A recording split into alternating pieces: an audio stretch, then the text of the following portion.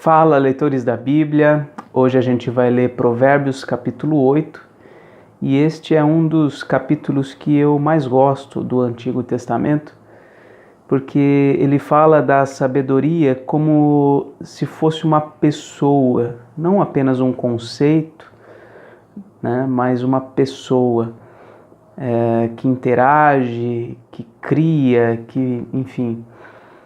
que age neste mundo. E eu vejo, com a luz do Novo Testamento, eu vejo aqui claramente algo a respeito de Cristo Jesus. Cristo que, no princípio de tudo, estava com Deus e era Deus. É este que está sendo descrito aqui como sendo a sabedoria. Vamos ler então, Provérbios capítulo 8. Não clama porventura a sabedoria, e o entendimento não faz ouvir a sua voz? No cimo das alturas, junto ao caminho, nas encruzilhadas das veredas, ela se coloca. Junto às portas, à entrada da cidade, à entrada das portas está gritando: a vós outros, ó homens, clamo, e a minha voz se dirige aos filhos dos homens. Entendei, ó simples, a prudência, e vós, nécios, entendei a sabedoria. Ouvi, pois, falarei coisas excelentes. Os meus lábios proferirão coisas retas, porque a minha boca proclamará a verdade, e os meus lábios abominam a impiedade. São justas todas as palavras da minha boca, não há nelas nenhuma coisa torta, nem perversa. Todas são retas para quem as entende, e justas para os que acham o conhecimento. Aceitai o meu ensino, e não a prata, e o conhecimento antes do que o ouro escolhido, porque melhor é a sabedoria do que joias, e de tudo o que se deseja, nada se pode comparar a ela. Só uma pausa aqui. Veja que do versículo 1 até o versículo 3, nós vemos aqui, de forma poética, né, dizendo que a sabedoria está em todos os lugares. E o que ela está fazendo em todos os lugares? Ela está gritando. Está aí no final do versículo 3. A sabedoria está gritando. O que a sabedoria está gritando? Ela está gritando que está aí do versículo 4 até o versículo 11 mesmo, né?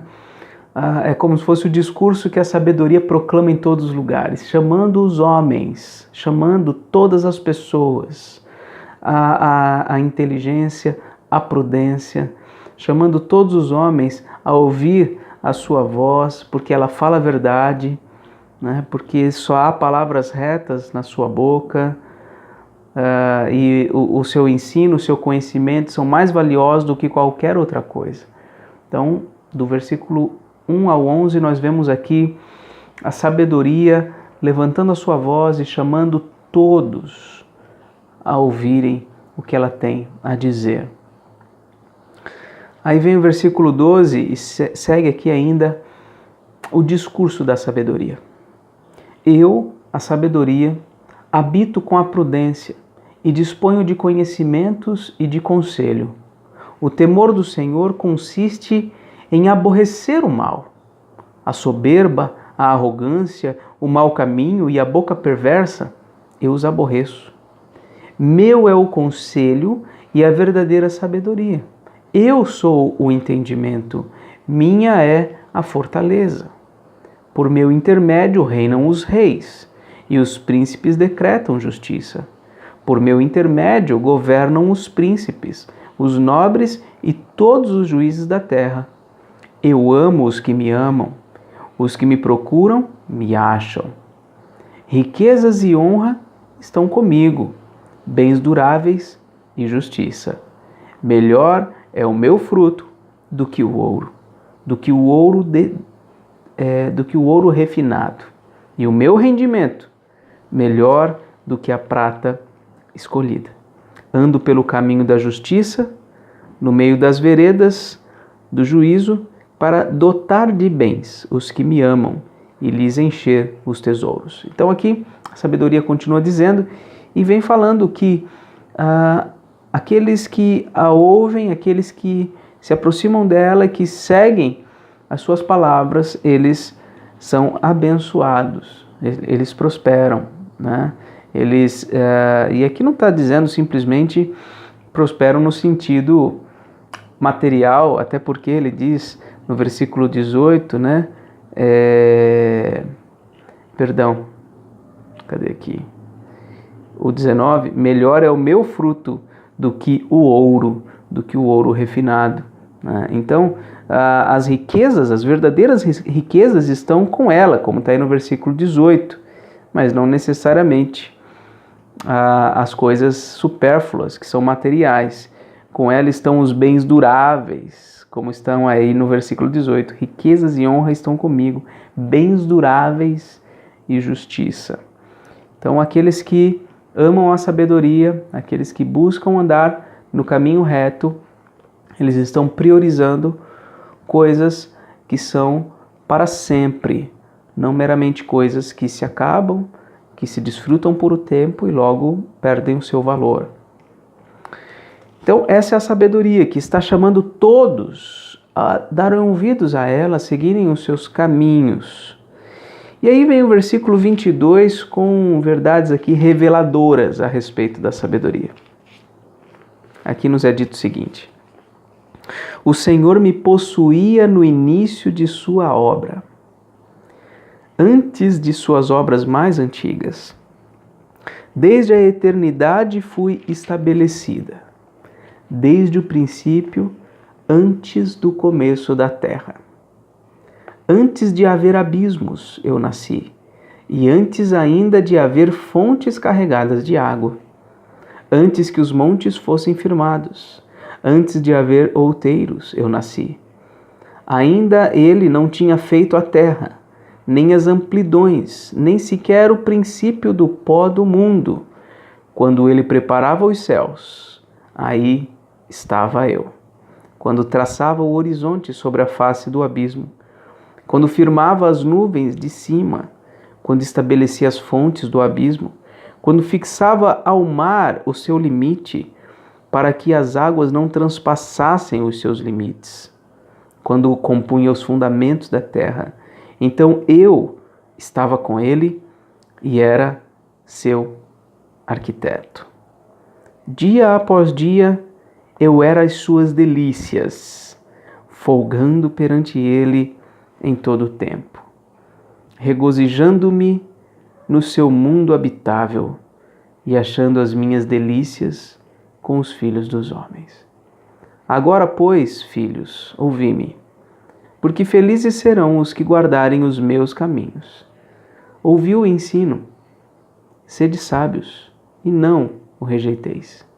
Quando está escrito ouvir, não quer dizer que eu ouvi, mas é ouvir no sentido de uma ordem. Deem ouvidos ao ensino. Ouvi, vocês ouçam o ensino, sede sábios ou sejam sábios e não rejeiteis. Feliz o homem que me dá ouvidos, velando dia e noite as minhas portas, esperando as ombreiras da minha entrada. Porque o que me acha a vida e alcança favor do Senhor. Mas o que peca contra mim, violenta a própria alma. Todos os que me aborrecem amam a morte. Do versículo 22 até aqui eu vejo de forma muito clara traços do Cristo que viria encarnado, que se revelou na pessoa de Jesus. Ele era desde o princípio, ele estava com Deus e ele era Deus. O apóstolo João vai dizer logo no início também do seu evangelho que todas as coisas foram feitas por intermédio dele, Cristo. E sem ele nada do que foi feito se fez. Observe aqui quando ele diz, eu estava com ele e era o seu arquiteto, quer dizer, todas as coisas foram feitas por intermédio dele.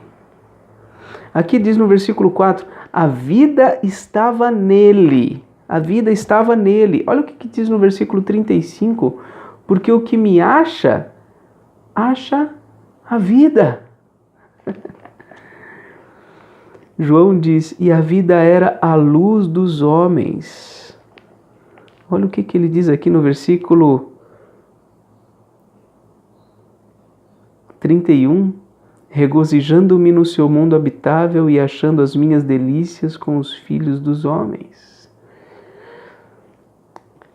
Aqui é falado a respeito de Cristo,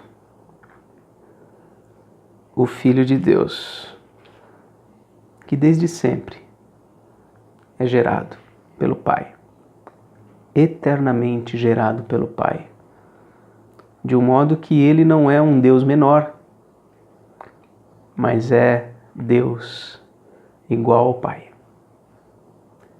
Esse é o nosso Senhor, o Cristo, o Redentor das nossas vidas.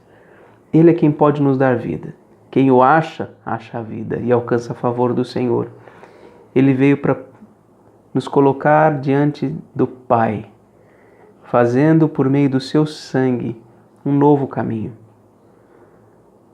Aqueles que o rejeitam, aqueles que não o recebem, violentam a sua própria alma, porque o julgamento é este: aqueles que não creem no Senhor Jesus Cristo, que não o aceitam, que não o recebem, estão assinando a sua própria sentença de morte e condenação por toda a eternidade. Não uma morte simplesmente no sentido de fim, mas uma morte no sentido de separação total e definitiva da graça de Deus. Isso é muito pior do que um fim. Se fossem aniquilados, até que seria bom. Mas o que a Bíblia nos ensina, que a morte é a separação, a morte espiritual, a morte eterna, é a separação definitiva da presença amorosa, graciosa, misericordiosa de Deus. Esse foi o capítulo 8 de Provérbios. E amanhã a gente continua a nossa leitura. Um grande abraço para você e até amanhã.